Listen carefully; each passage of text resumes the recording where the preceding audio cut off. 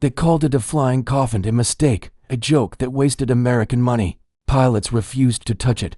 Commanders wanted it scrapped. But when the war turned desperate, this useless aircraft did something no one believed possible, rewriting tactics, saving thousands, and becoming the plane that changed history forever. If stories like this fascinate you, the forgotten machines, the misjudged inventions, the moments history almost threw away, stay with this video. And if you want more untold chapters from our past, consider subscribing as we begin the story. When the Brewster F-2A Buffalo first appeared at the end of the 1930s, it carried the hopes of a Navy desperate to modernize. But from the moment it reached the fleet, the aircraft drew ridicule from the very men expected to fly it. Engineers complained that it was the result of political maneuvering rather than solid design. Test pilots described it as sluggish, nose-heavy, and prone to stalling. Its squat, rounded fuselage earned it unflattering nicknames, and within aviation circles, the Buffalo quickly became a punchline, compared to the rising generation of leaner, faster, more aggressive fighters emerging across Europe and Asia. The Buffalo appeared outdated before it even entered service. It was underpowered for its weight, struggled to gain altitude, and suffered from poor agility. Maintenance crews reported chronic issues, leaking hydraulics, structural weaknesses, and engines overheating after short periods of hard maneuvering. In early evaluations, several test aircraft crashed during routine trials, fueling the perception that the Buffalo was not just inadequate, it was dangerous. By 1940 and 1941, as global tensions escalated, newspapers occasionally hinted at concerns inside naval aviation. Journalists noted that America's new carrier fighters seemed alarmingly inferior to what other nations were building. Inside the Navy, the debates grew sharper. Senior officers argued that the aircraft lacked the speed necessary for modern combat and urged the Bureau of Aeronautics to consider replacements. Others defended it only because no better option was immediately available. For the pilots entering training squadrons, the Buffalo quickly developed a reputation that unsettled even the most confident newcomers. Reports circulated of wings twisting under high stress, of engines losing power during steep climbs, and of the aircraft failing to recover cleanly from dives. Many young aviators privately feared receiving a Buffalo assignment. The fighter's problems were no longer abstract engineering notes. They were lived reality for men preparing to go to war. By the time the United States moved closer to open conflict, fleet pilots had lost faith. They joked about the Buffalo on the ground, but in the air those jokes faded. Many believed the aircraft would not survive first contact with a capable enemy. Carrier squadrons pressed for the new Grumman F-4F Wildcat as quickly as production allowed, knowing that every month spent with the Buffalo was a month of risk. The stage was set. America was heading toward war with a plane many believed would fail before the real fight even began.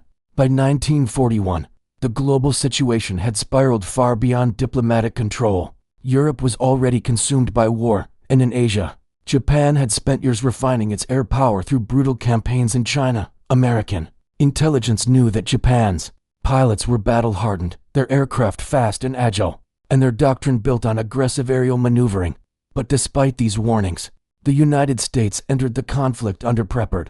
On December 7, 1941, that reality struck with devastating force. The attack on Pearl Harbor destroyed aircraft on the ground before many could even take off. Across the Pacific, at Wake Island, Midway, and the Philippines, American airfields came under sudden assault.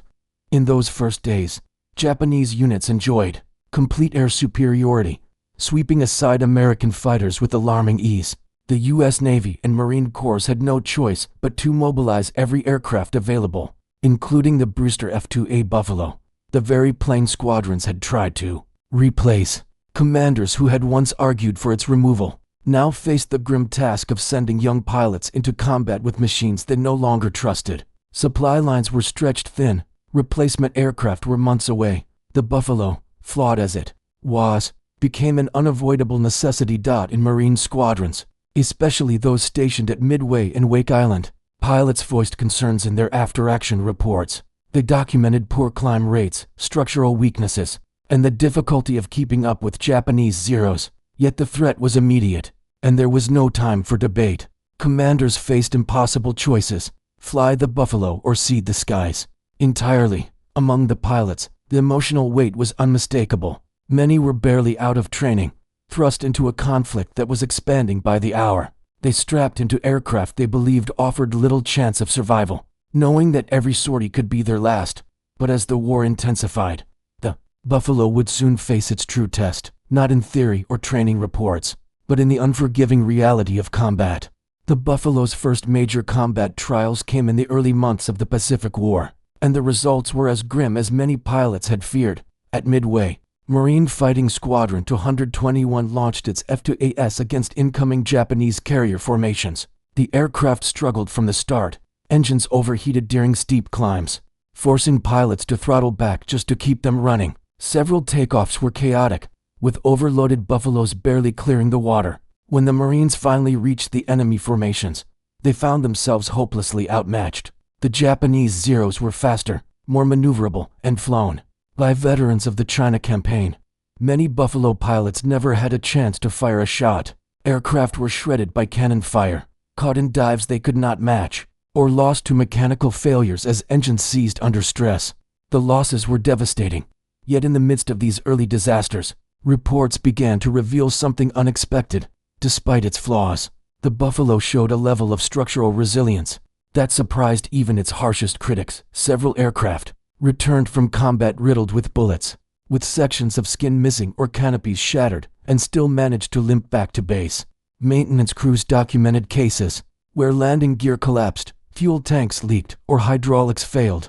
Yet the airframe held together long enough to save the pilot's life. Elsewhere in the world, different patterns emerged. In the hands of Finnish pilots during the Winter War and the Continuation War, the Buffalo produced startling results, operating in colder climates, under different tactical conditions, and against aircraft with different performance profiles.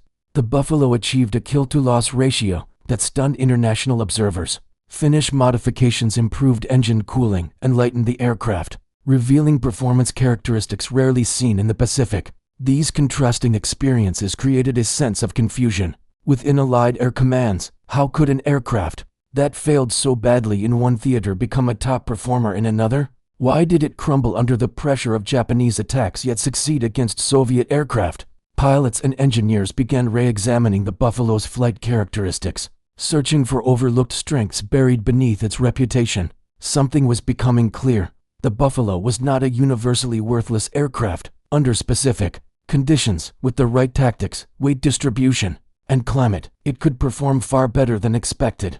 The challenge was understanding why these hidden strengths appeared only in certain hands.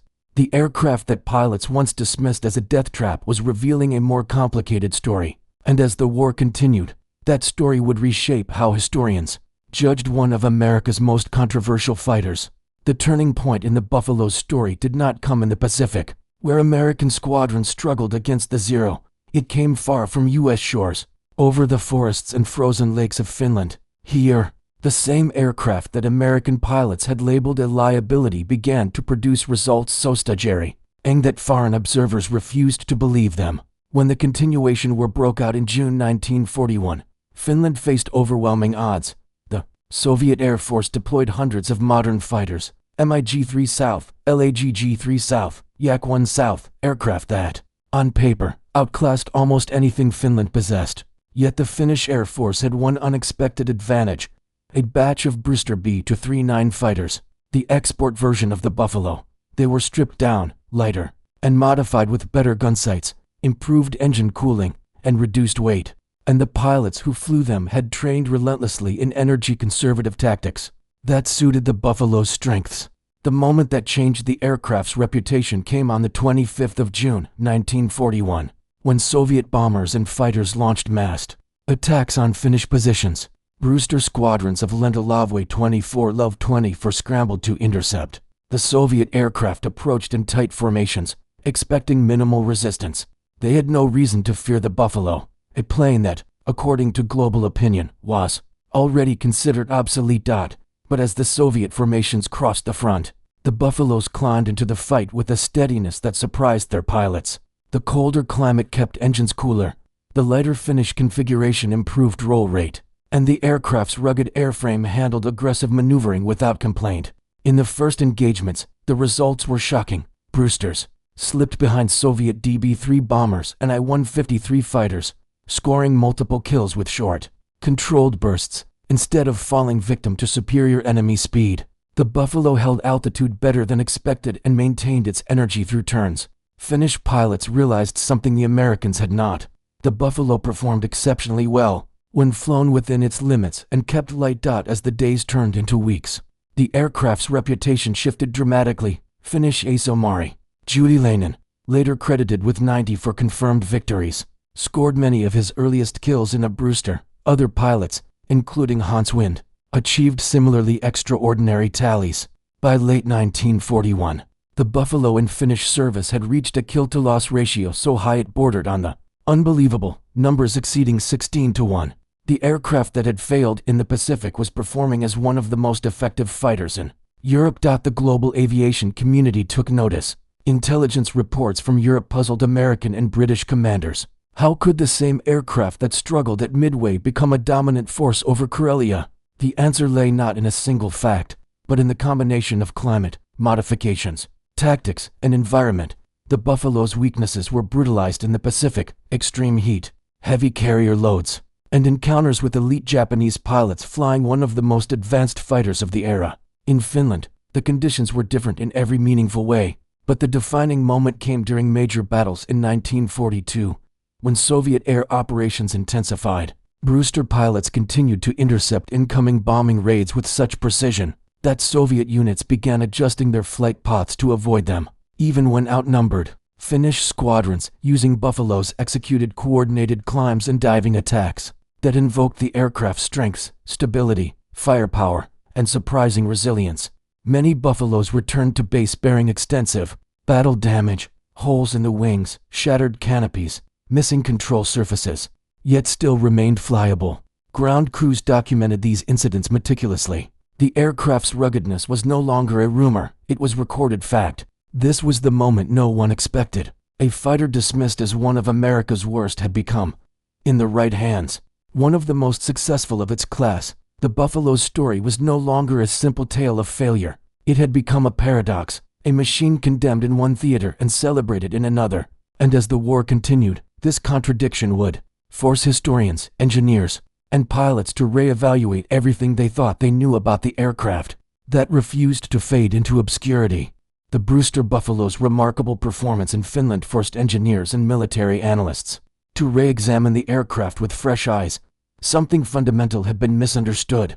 How could a fighter dismissed as overweight, unreliable, and obsolete become one of the most effective frontline aircraft in another theater?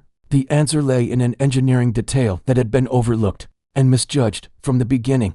The Buffalo's original American configuration carried a major flaw. It was too heavy. U.S. Navy requirements had loaded the aircraft with additional armor, equipment, radio sets, rester hooks for carrier operations, and self-sealing tanks. These additions, meant to increase survivability, pushed the aircraft far beyond the capabilities of its Wright R1A20 engine. The result was the sluggish, overheating fighter that American pilots learned to distrust.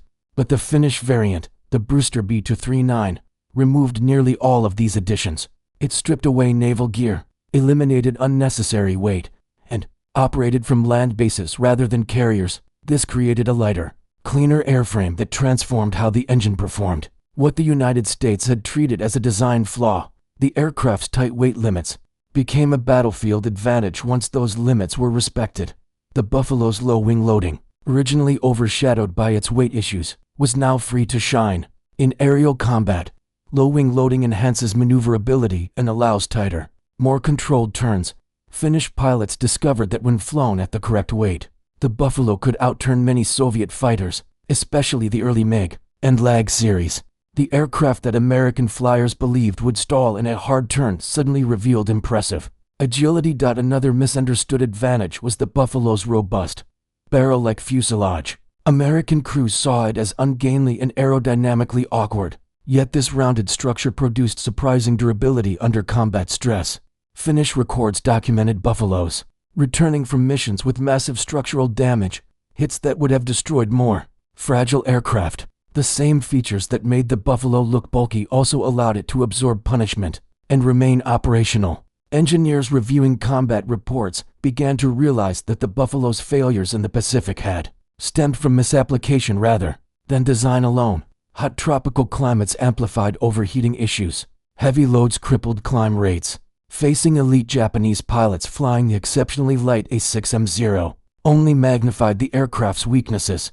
But strip away the excess weight, operate in colder temperatures, and apply energy-efficient tactics, and the Buffalo became a different machine entirely.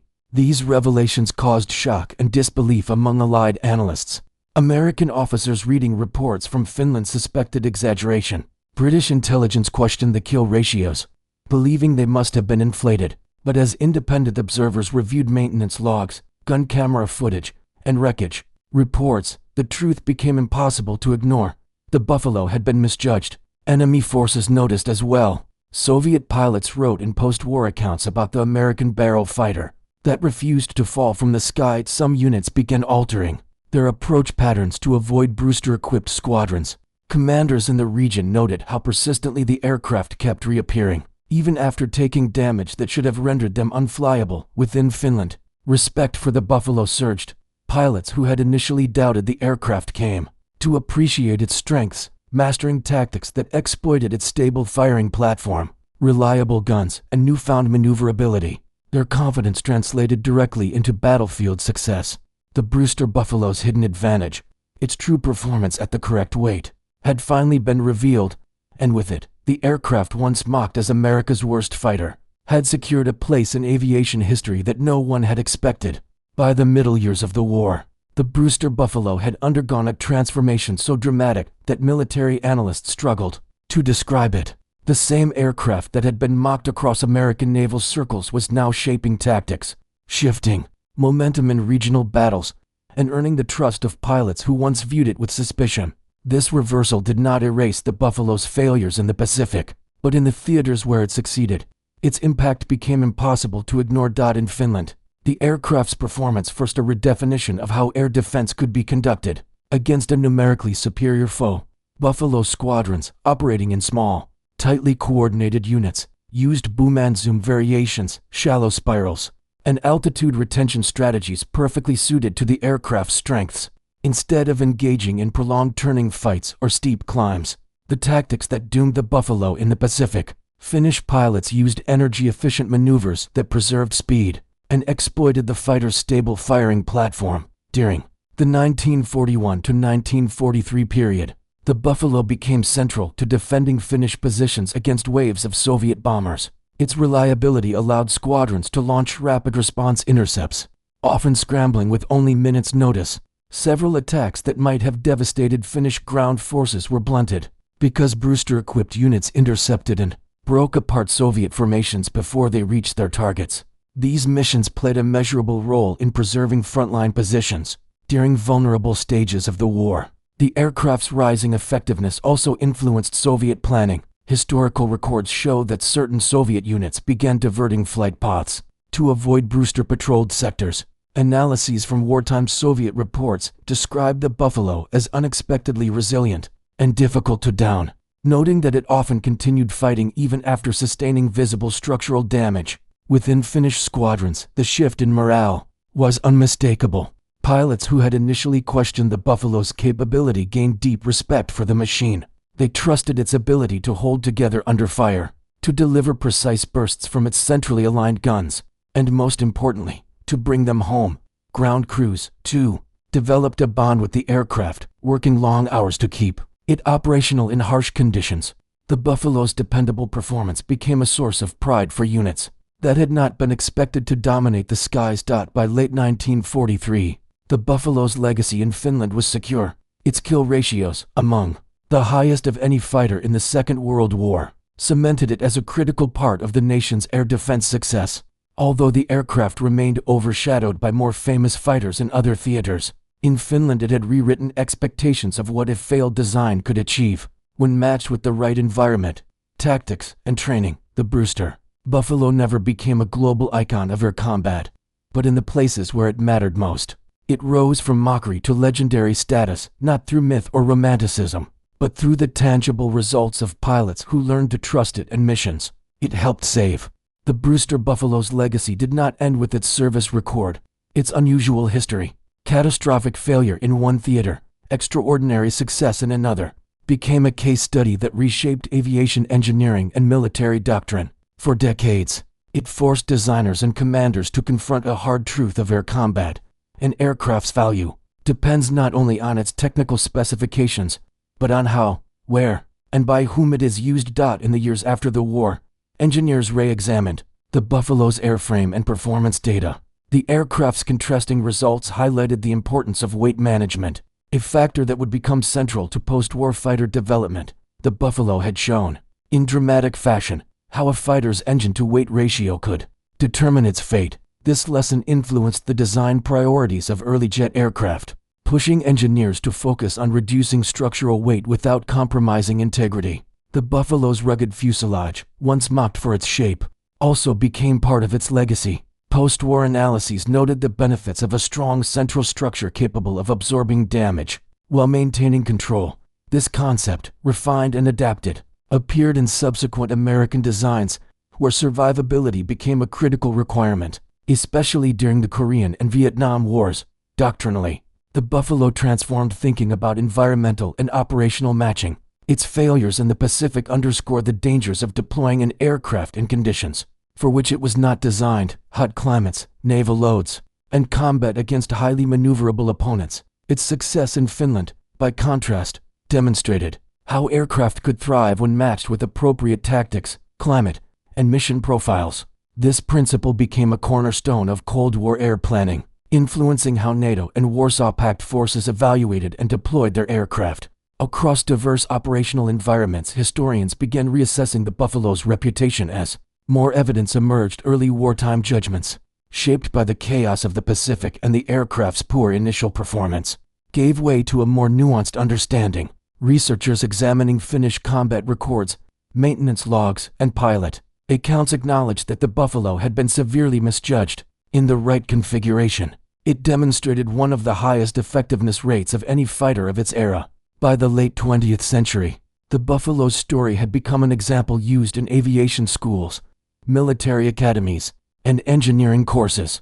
It illustrated how design compromises, tactical mismatches, and logistical decisions could transform an aircraft from worse to remarkable. Depending on circumstances, the Brewster Buffalo never achieved the fame of the Warhawk, the Mustang, or the Thunderbolt, but its legacy, built from contradiction, resilience, and rediscovered truth, left a lasting imprint on aviation history. It became a reminder that innovation often hides behind failure, waiting for the right moment, the right hands, and the right environment to reveal its true potential. The Brewster Buffalo's story stands as one of the most unusual in aviation history, a fighter dismissed before it ever had the chance to prove itself. In the Pacific, its shortcomings were undeniable. It entered a brutal war unprepared, overburdened, and facing enemies with superior machines and years of combat experience. But in Finland, stripped down and understood on its own terms, the very same aircraft became one of the most successful fighters of its era. Its legacy reminds us that innovation does not always arrive in perfect form.